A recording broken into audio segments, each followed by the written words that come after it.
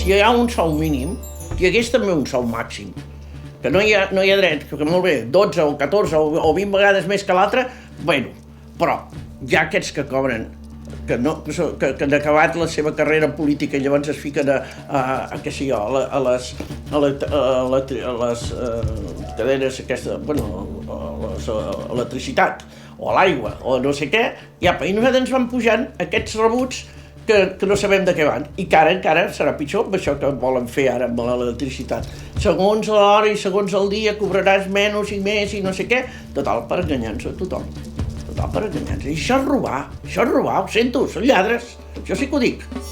Això és robar, i això no ho hem de permetre.